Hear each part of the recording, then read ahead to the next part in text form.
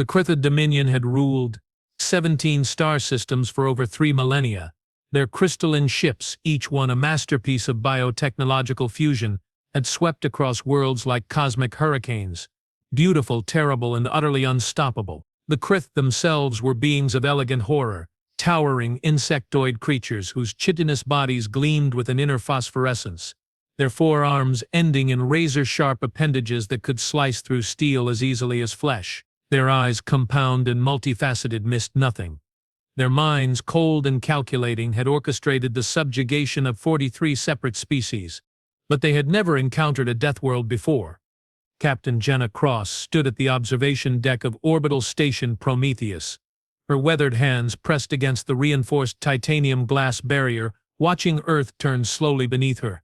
The blue marble that had birthed humanity spun with deceptive tranquility, its swirling clouds and deep oceans masking the storms that raged within every human soul. Another sleepless night? The voice belonged to Dr. Michael Richardson, the station's chief xenobiologist. His face bore the permanent lines of a man who had spent too many years staring into microscopes, searching for answers to questions that kept him awake at night. 3 days now, Jenna admitted, not turning from the viewport. Ever since the deep space arrays picked up those gravitational anomalies. Something's coming, Michael. Something big. Richardson joined her at the window, his reflection ghost-like in the glass. The preliminary analysis suggests artificial gravity manipulation on a scale we've never seen. Whatever's generating those readings. He paused, choosing his words carefully. It's not natural. It's heading straight for our solar system. Below them, Earth continued its ancient dance, oblivious to the approaching storm. Cities sparkled like scattered diamonds across the continents. New York, London, Tokyo, São Paulo. Each one teeming with 8 billion souls who had no idea their universe was about to change forever. Jenna had fought in the Mars Colonial War, had seen human beings tear each other apart over resources and territory. She understood violence, understood the brutal mathematics of survival. But this felt different. This felt like standing on the edge of an abyss, knowing that once you fell, there would be no coming back. How long? She asked. Best estimates? 72 hours. 3,000 light-years away. Board the flagship Sharnath Val's Supreme War Commander Zixthara reviewed the intelligence reports with growing satisfaction. The target system contained a single habitable world, primitive, isolated, and apparently defenseless. Initial scans showed no evidence of faster-than-light travel, no orbital defense networks, no signs of advanced military technology. It would be a simple conquest. Another jewel to add to the Dominion's crown. Zixthara's 4 arms moved in precise coordination as she manipulated the holographic display, zooming in on the 3rd planet from the system's yellow star. The world teemed with life, a garden world, lush and fertile, perfect for fertilization. The indigenous species appeared to be bipedal mammals, technologically adolescent but numerous. They would make adequate slaves once properly conditioned. War Commander? Spoke her second-in-command, Subleader Coax, Merrill. His voice carried the distinctive harmonic undertones of his caste. The advanced scouts report no significant defensive capabilities. Their most powerful weapons appear to be crude nuclear devices. Shall we proceed with standard conquest protocol? Zixthara's mandibles clicked in amusement. Standard protocol called for orbital bombardment of military targets, followed by surface assault and systematic subjugation. It was efficient, tested, and had never failed in over 2 centuries of Dominion expansion. Initiate Phase 1, she commanded. But maintain full battle readiness. Even the most primitive species can surprise you. She had no idea how prophetic those words would prove to be. The first sign of the invasion came at 0347, Universal Coordinated Time, when every deep space monitoring station on Earth simultaneously detected massive gravitational disturbances at the edge of the solar system. Within minutes, the night sky erupted in artificial stars as 15 Querth battlecruisers dropped out of hyperspace near Neptune's orbit. Dr. Sarah Kim, the director of Earth's Unified Defense Initiative, was pulled from her bed by an emergency call that would haunt her for the rest of her life. "Ma'am, you need to see this." Her aide's voice crackled through the secure line. "We're tracking multiple large objects moving in system at significant velocity. They're definitely artificial. 20 minutes later, Sarah stood in the UDI's underground command center, watching humanity's first contact with an alien civilization unfold in real time. The massive screens displayed tracking data that seemed to mock every science fiction movie ever made. This wasn't a peaceful meeting between equals. This was an invasion fleet. The alien ships, each one over 2 kilometers long, moved with predatory grace through the outer system. Their hulls seemed to shift and flow like living tissue, reflecting starlight in patterns that hurt to look at directly. They were beautiful and terrible, like angels carved from nightmare. Estimated time to Earth orbit, Sarah asked, her voice steady despite the churning in her stomach. At current velocity, 18 hours. Around the command center, technicians and analysts worked with frantic efficiency, but Sarah could see the fear in their eyes. Humanity had spent decades preparing for this moment. Contingency plans, defense protocols, first contact procedures, but all of those plans had assumed they would have time to negotiate, time to understand, time to prepare. The approaching fleet made it clear that time was a luxury they no longer possessed. Admiral James Reckoner commanded Earth's first and only orbital defense platform, a massive space station bristling with railguns, missile batteries, and experimental energy weapons. It had been built in secret over the past decade, a testament to human paranoia and preparation. Now, as he watched the alien fleet approach, he wondered if it would be enough. "Admiral, we're receiving a transmission," reported Lieutenant Commander Diana Park. It's not in any language our systems recognize, but the mathematical structure suggests an attempt at communication. Put it through." The command center filled with a sound like crystal bells being shattered in a thunderstorm. Beautiful, alien, and utterly incomprehensible. The transmission lasted exactly 37 seconds, then cut off abruptly. "Analysis?" Reckoner asked. "Working on it, sir. But based on the signal strength and directional characteristics, it came from the lead vessel. Best guess. It's some kind of demand for surrender." Reckoner nodded grimly. He was a veteran of 3 different conflicts, a man who understood that some fights couldn't be avoided, only won or lost. As he watched the alien fleet continue its inexorable approach, he made the decision that would define humanity's future. "All stations, this is Admiral Reckoner. Battle stations. Prepare for defensive action." The klaxons began to wail. Deep beneath the Swiss Alps, in a bunker that officially didn't exist, President Alexander Romano received the briefing that would forever change human history. The Joint Chiefs sat around the polished conference table like pallbearers at humanity's funeral, their faces grim and resigned. "How many ships?" she asked. 15 confirmed, ma'am, each one roughly the size of a city. "Capabilities?" "Unknown. Our best analysis suggests technology at least 2 centuries ahead of ours. Maybe more." Romano had been president for 6 years, had navigated economic crises, natural disasters, and international conflicts. But nothing had prepared her for this moment, the moment when she had to decide whether humanity would fight or surrender. "Options?" General Patricia Hayes, chairman of the Joint Chiefs, spoke first. "We can attempt communication, offer terms." "They've already communicated," Romano interrupted. "They've told us what they want. The question is, what are we going to do about it?" The room fell silent. Outside, beyond tons of steel and concrete, the world continued its oblivious dance. People going to work, children playing in parks, lovers meeting for coffee. None of them knew that their species was about to face its first real test. Romano stood, her decision crystallizing like ice in her veins. "Gentlemen, ladies, we've spent our entire history fighting each other over scraps of land, drops of oil, differences of opinion. But now we face something that wants to take everything from us, our world, our freedom, our very humanity." She paused, looking each of them in the eye. "I say we give them a fight. They'll never forget." Aboard the Sharneth, Val Zikthara studied the primitive planet with growing curiosity. The initial scans had been accurate. The indigenous species possessed only crude technology, basic spaceflight capability, minimal orbital infrastructure. Yet something nagged at her warrior's instincts, some detail that didn't quite fit the pattern. Subleader QX model, review the planetary energy signatures. Something seems anomalous. Kemersol's compound eyes focused on the data streams flowing across his bioconsole. War Commander, I detect significant subsurface energy concentrations across multiple continents. The power signatures suggest substantial industrial capacity. More than we initially estimated. How much more? Approximately 10 times our initial assessment. Zixtora's mandibles clicked slowly. In her 3 centuries of conquest, she had learned to trust her instincts. This species, these humans, according to the linguistic analysis, were hiding something. Their planet showed signs of far more advanced development than their space-based technology suggested. But it didn't matter.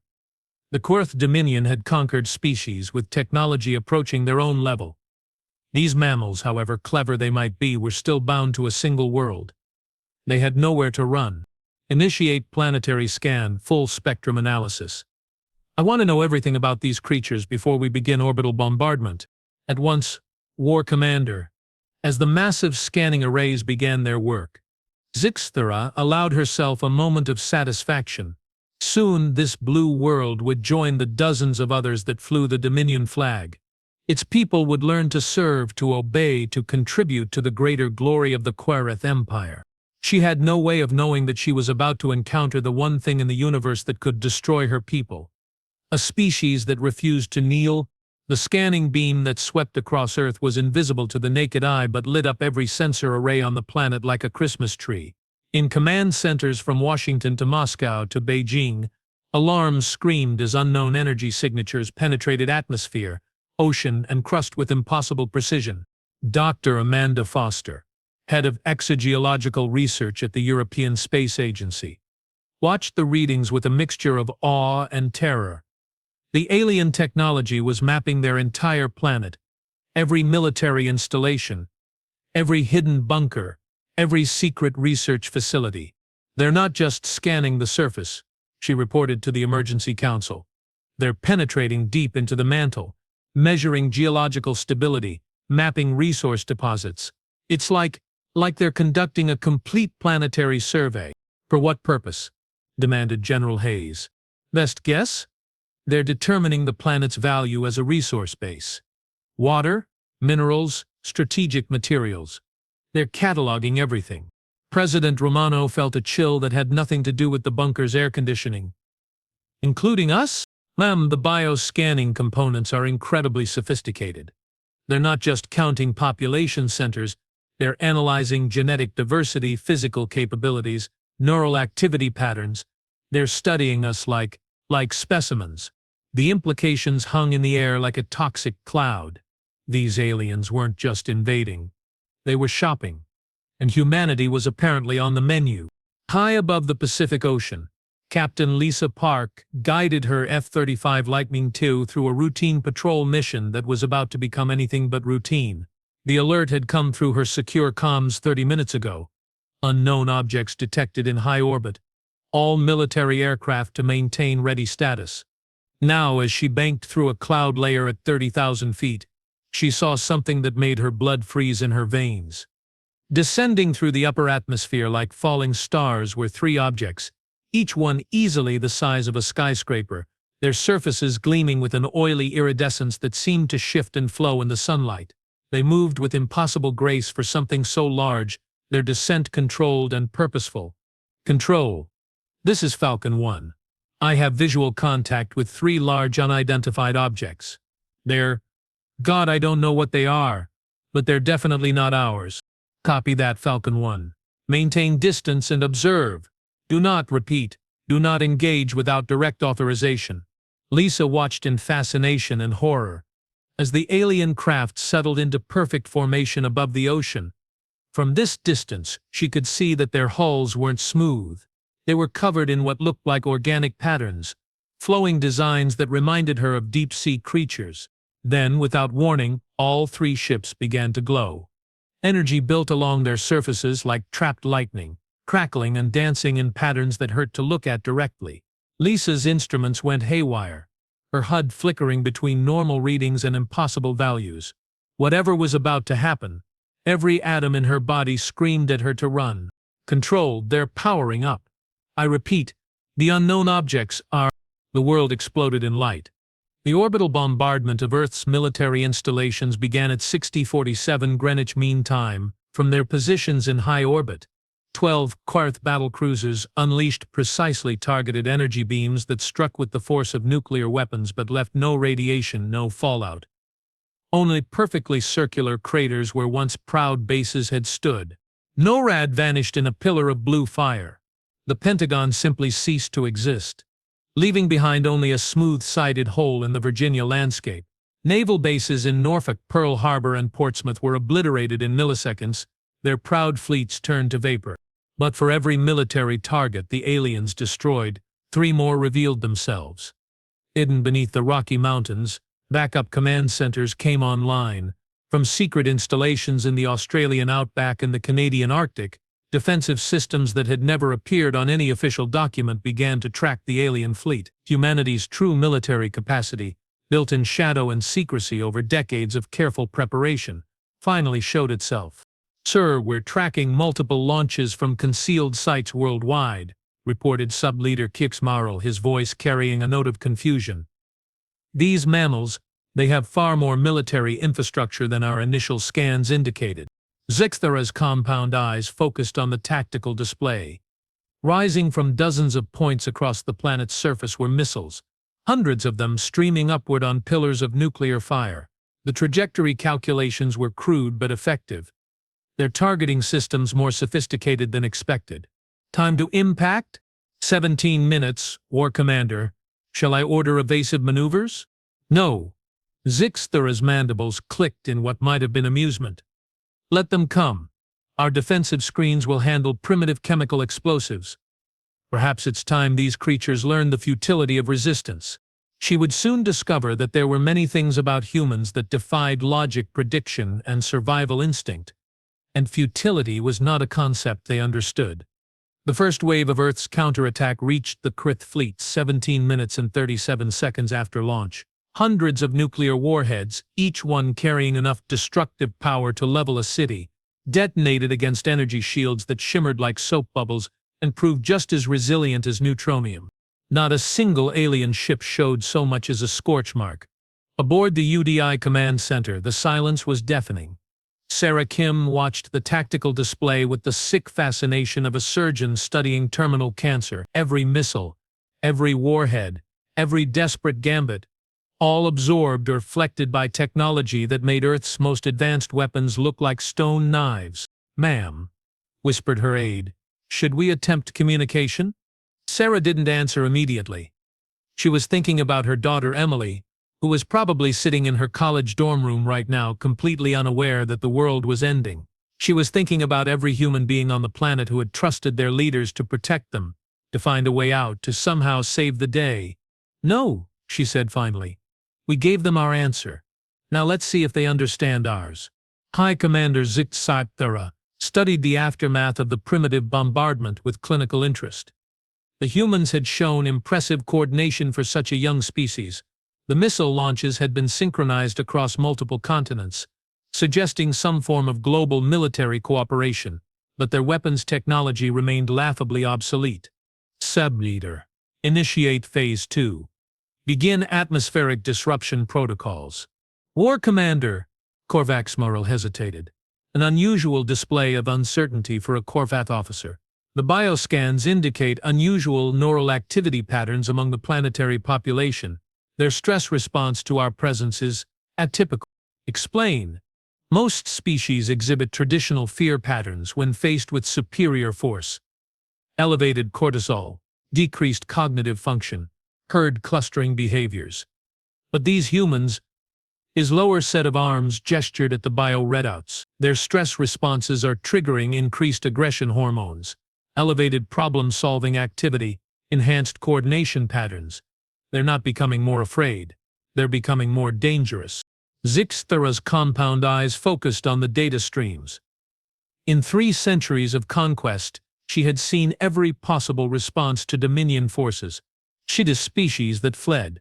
She'd a species that begged. She'd a species that died quietly. She had never encountered a species that grew more formidable under pressure. Irrelevant, she decided. Proceed with atmospheric disruption. The first electromagnetic pulse struck Earth's upper atmosphere at 234 Universal Coordinated Time. Designed to disable primitive electronic systems, the pulse was meant to blind the humans' communication networks and leave them isolated, confused and vulnerable. Instead, it triggered the activation of hardened military systems that had been designed specifically to survive such attacks. Colonel David Reynolds commanded Outpost Alpha, a facility that didn't exist on any map buried 2 miles beneath the Nevada desert. As the alien EMP washed over the planet's surface, his bunker's independent power systems came online like awakening titans. Sir, we're reading massive electromagnetic disruption worldwide. All civilian communications are down, but our shielded networks are holding steady. Reynolds nodded grimly. Outpost Alpha was one of 12 Ghost Protocol installations, built during the height of Cold War paranoia and upgraded continuously ever since. Each facility was designed to operate independently for up to 50 years, with enough firepower to level a small country and enough determination to make any invader pay dearly for every inch of Earth. Activate the Prometheus array, he ordered. It's time to see how these bastards handle a real surprise. 60 miles above the Pacific Ocean, something unprecedented in human history began to take shape. The Prometheus array, a network of orbital weapons platforms that had been slowly assembled over 20 years of black-budget programs, emerged from their stealth configurations like predators shedding camouflage. Each platform was roughly the size of a school bus, and packed with experimental technology that pushed the boundaries of human engineering. Fusion-powered particle accelerators, quantum tunneling warheads, gravitational distortion generators, weapons that existed at the bleeding edge of theoretical physics, built by scientists who had spent decades asking one simple question: what if we have to fight something we can't understand? Captain Jenna Cross watched from orbital station Prometheus as the weapons platforms moved into attack formation. After 3 sleepless days, she felt oddly calm. The waiting was over. The uncertainty was finished. Now there was only the fight. All platforms report ready status, her weapons officer announced. Targeting solutions locked on the lead alien vessel. Jenna thought about Earth spinning below them, about the billions of people who depended on her and hundreds of others like her to stand between them and extinction. She thought about her son who had died in the Mars Colonial War, and the promise she had made at his funeral that his sacrifice would mean something, that humans would never again be caught defenseless. Fire, she said. The Prometheus array's opening salvo struck the Sharnath Val like the fist of an angry god. Particle beams that could slice through asteroid cores carved burning lines across the ship's biometallic hull. Quantum warheads detonated in impossible colors, tearing holes in space-time itself. Gravitational distortion waves twisted the vessel's superstructure like putty in the hands of a cosmic child. For the first time in over 2 millennia, the Quelith flagship felt pain. Zixtera was thrown across her command chamber as the ship's bio-neural network screamed in harmonics that made her mandibles ache. Emergency lights, living organisms bred specifically for crisis illumination, pulsed in patterns of distress and confusion. Damage report, she commanded, her voice cutting through the chaos. War Commander, hull breaches on decks 7 through 14. The bio-armor is regenerating, but slowly. Whatever weapons these humans are using, they're unlike anything in our databases. Zixtera felt something she hadn't experienced in 3 centuries of warfare. Surprise! These primitive mammals had actually hurt her ship. Not destroyed it, not crippled it, but caused real measurable damage to a vessel designed to withstand the firepower of advanced civilizations. Return fire. All weapons. I want that orbital platform reduced to cosmic dust. The Sharnath Val's response was swift and terrible. Energy beams that could crack moons lanced downward toward the human weapons platforms. But as the alien fire reached its targets, something impossible happened. The beams simply stopped. Surrounding each human platform was a shimmering field of energy that absorbed the Quarth weapons' fire like a sponge soaking up water. The stolen energy was then redirected, channeled and converted into power for the platform's own weapons systems. Impossible, Carmaxmal whispered. They're using our own weapons against us. Dr. Lisa Chen had spent 15 years working on Project Mirror. a theoretical defense system based on exotic matter manipulation. The concept was simple in theory and nightmarish in practice. Use controlled quantum fields to absorb incoming energy attacks and redirect them back at the attacker. No one had ever expected it to actually work. Now, as she watched her life's work hold back the combined firepower of an alien battle fleet, she felt a mixture of pride and terror that threatened to overwhelm her nervous system. "Dr. Chin, the mirror fields are holding at 93% efficiency," reported her chief technician. "But the exotic matter reserves are depleting faster than projected. At current consumption rates, we have maybe 6 hours before catastrophic failure." 6 hours. Lisa stared at the tactical displays showing the alien fleet regrouping, preparing for what would undoubtedly be a devastating second assault. 6 hours to somehow defeat an enemy whose technology was centuries ahead of Earth's best efforts. But then she remembered something her mentor had told her during her graduate studies. The impossible is just the possible waiting for someone crazy enough to try it. "Prep the Pandora Protocol," she ordered. Her technician went pale. "Ma'am, the theoretical models suggest a 90% chance of catastrophic system failure and a 10% chance of saving the human race. I'll take those odds." In the depths of the Swiss bunker, President Romano received reports that read like science fiction, written by a paranoid fever dream. Orbital battles, alien casualties, human weapons that shouldn't exist proving devastatingly effective against technology centuries more advanced. But the reports also made one thing crystal clear: they were losing. "The alien fleet is repositioning for a coordinated assault on our remaining orbital assets," General Hayes reported. "Our defensive platforms are holding for now, but intelligence suggests they're preparing something different, something big." Romano nodded. She had made her decision hours ago, but now the time had come to act on it. "Initiate Operation Last Stand." The room fell silent. Operation Last Stand was humanity's final contingency. A plan so desperate, so potentially catastrophic, that it had never been fully tested. It would either save the human race or guarantee its extinction. There was no middle ground. Aboard the Sharneth Val, Zixthara contemplated an unsolvable puzzle. The humans' defensive capabilities were far beyond anything their technology should have allowed. Their weapons, while crude in design, employed principles that challenged Quarth understanding of physics. Most disturbing of all, their tactical responses were unlike anything in 3,000 years of Dominion military history. "War Commander," reported her chief strategist, "analysis of the human weapons system suggests they were specifically designed to counter Quarth technology. The energy absorption fields, the particle beam frequencies, the gravitational distortion patterns. It's as if they knew exactly what we would use against them." The implications were staggering.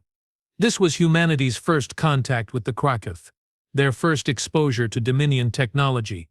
There was no way they could have designed countermeasures for weapons they had never seen. Unless Subleader Kirksmarl scanned the outer system for any evidence of previous Quarth presence. Look for debris, energy signatures, anything that might suggest contact before our arrival. The bioscanners swept outward, penetrating the darkness between worlds with mechanical precision. What they found defied all logic and military protocol. "War Commander, we're detecting the wreckage of a Quarth scout vessel in the asteroid belt. The decay patterns suggest it's been there for approximately 75 standard years." 75 years. The implications crashed over Zixthara like a tidal wave of impossible certainties.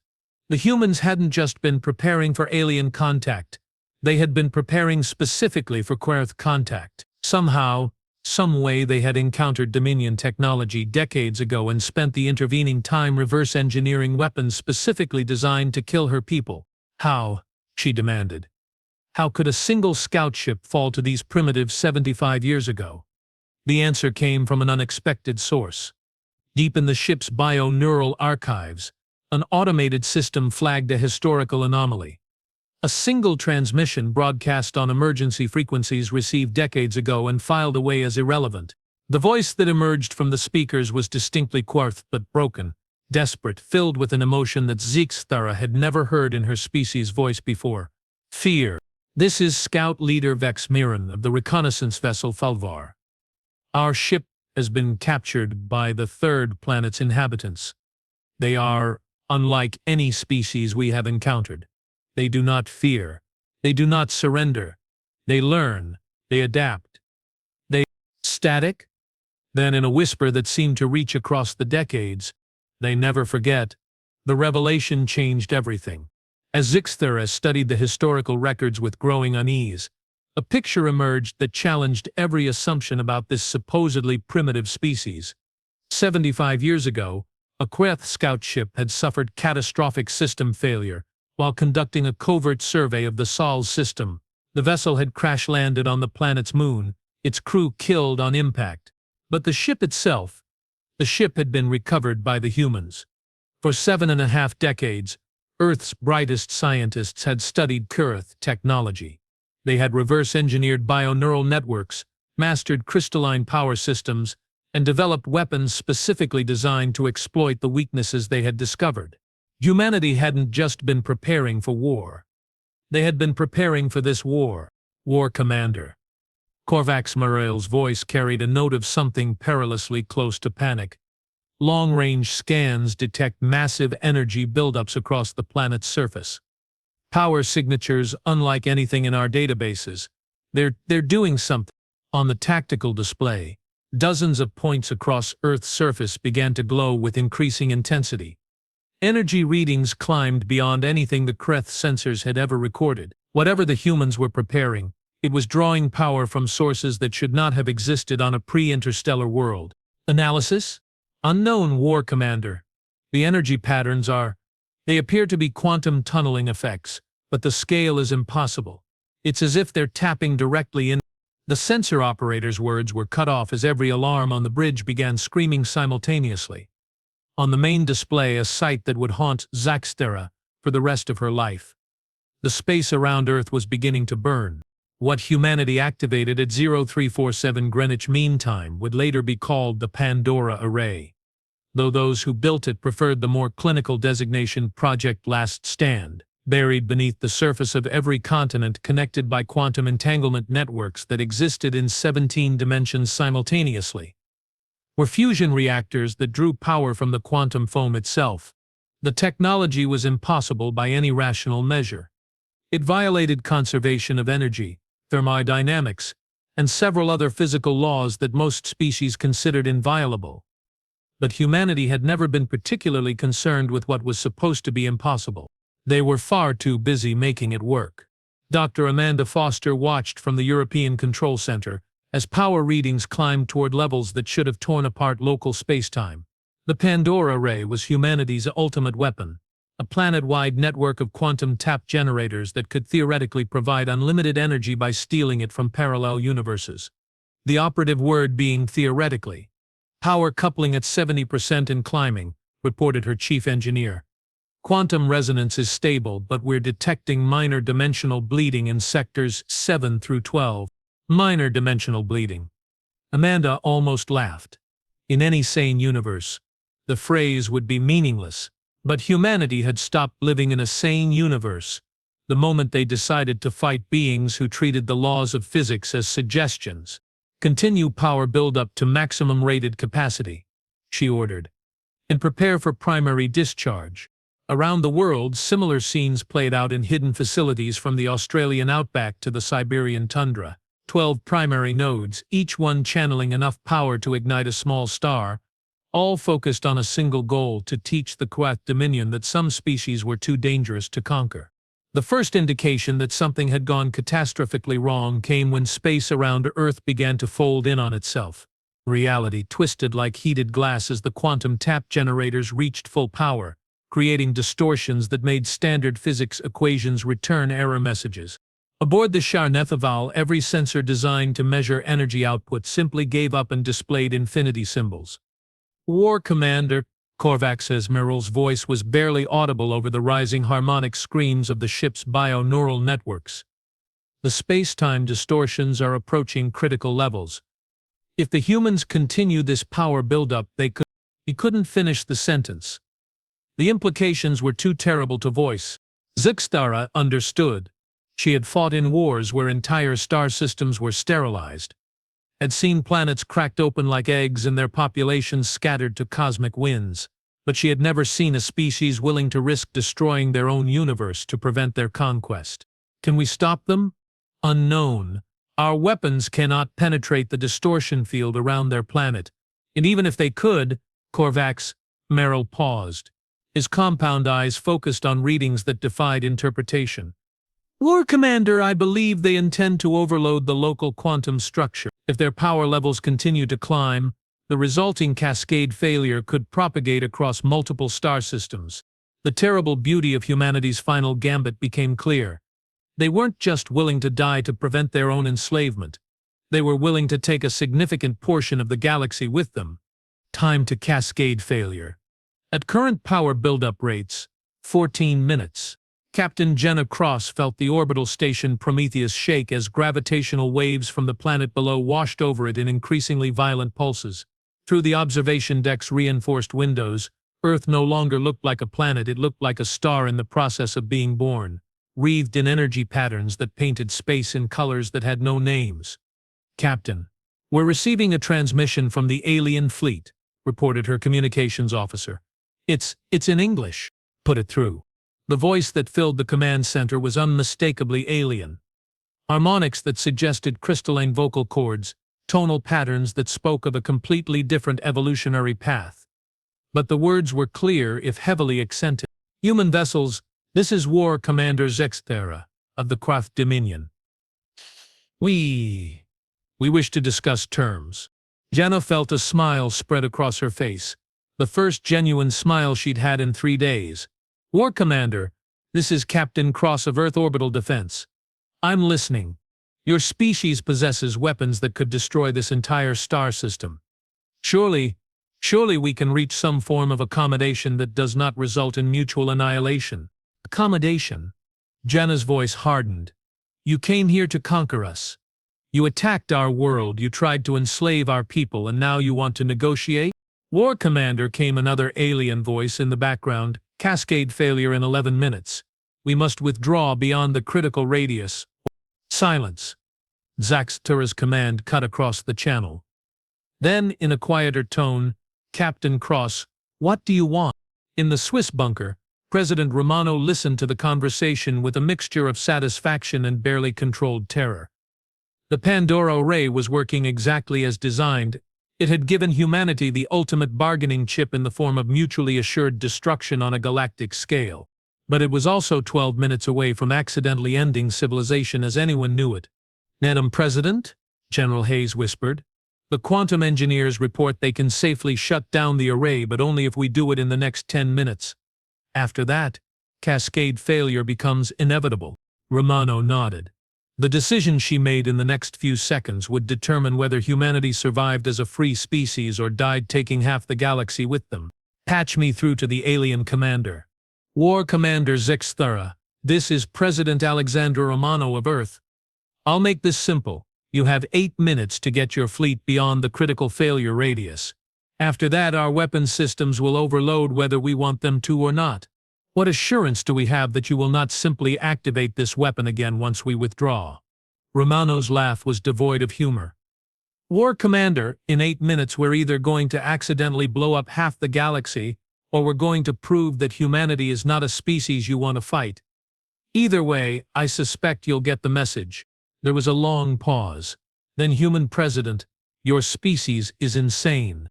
War Commander, we prefer the term committed. You have 7 minutes.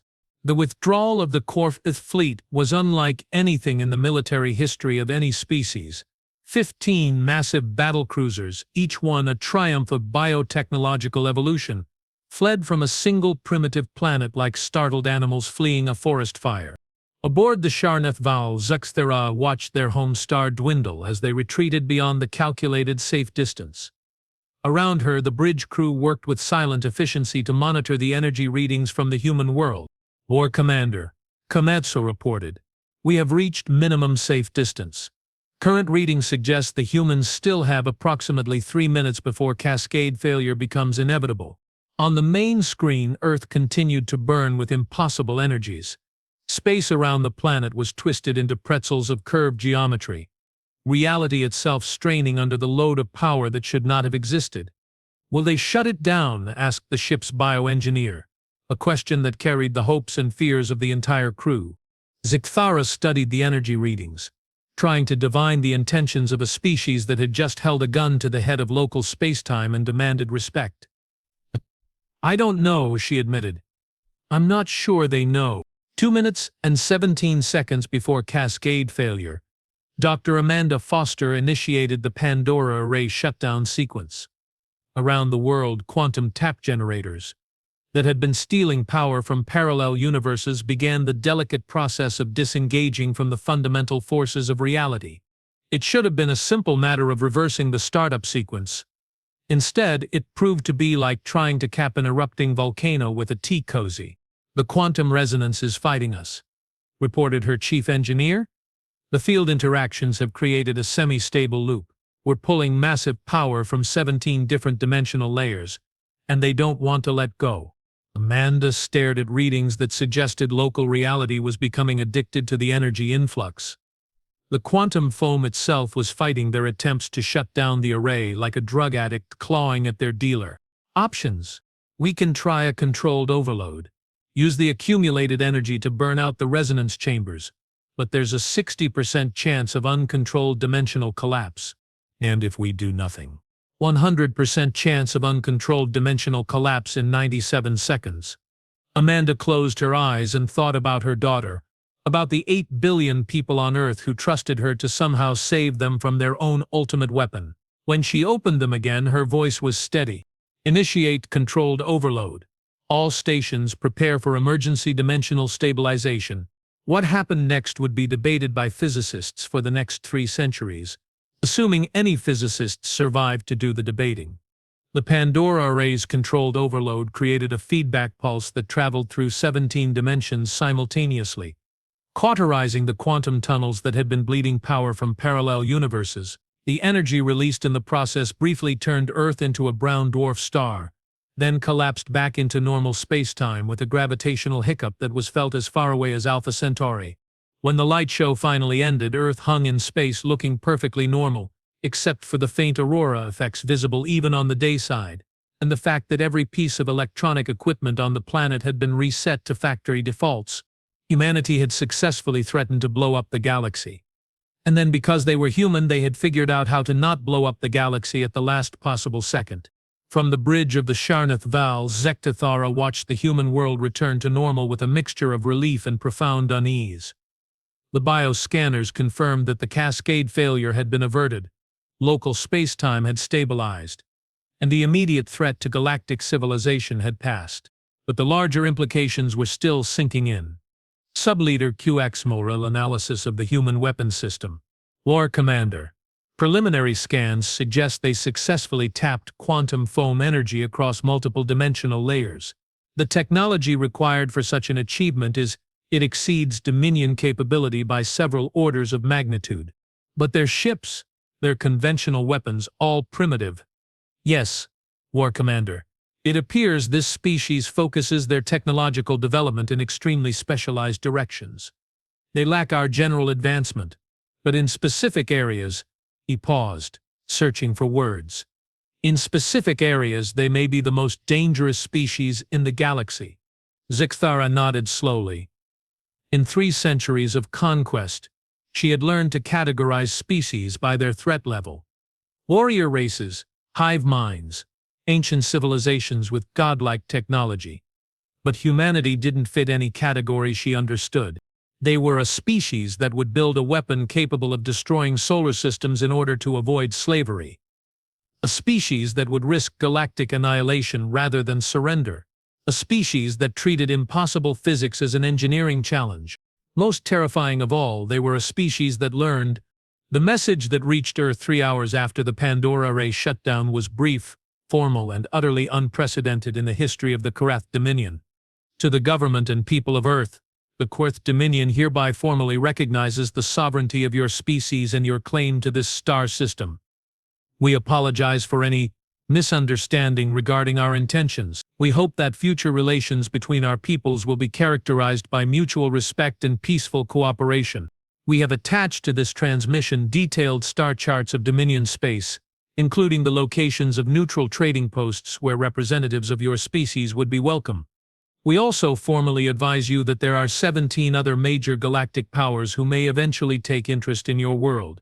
We recommend that you use the time wisely. War Commander Zexthara, Sharnath Vel, Korith Dominion Fleet. President Romano read the message 3 times before its implications fully sank in. Humanity had not only survived first contact with a hostile alien civilization, they had so thoroughly terrified that civilization that they were now being offered star charts and trading rights.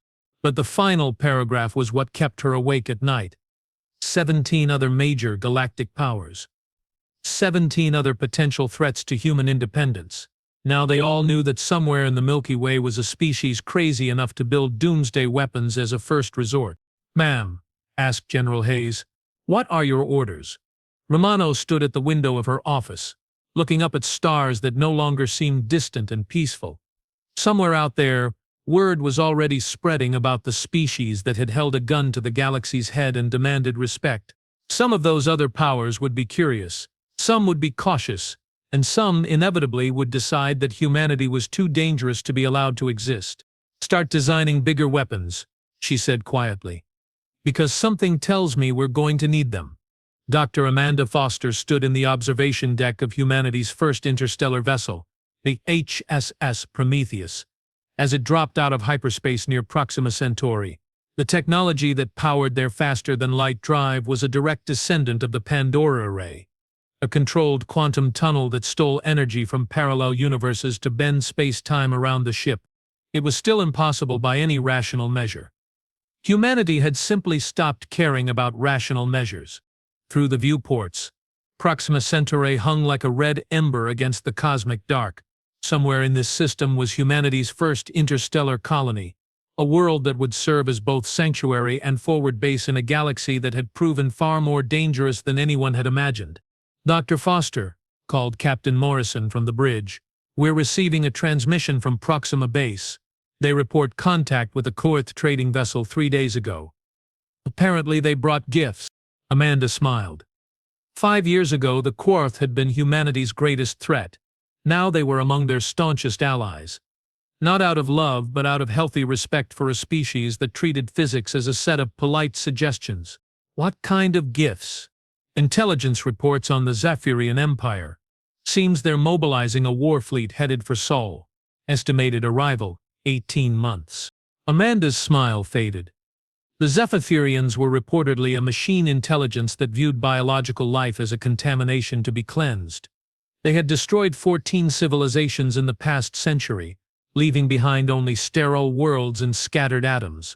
But they had never encountered a species that built planet-killing weapons as a matter of routine.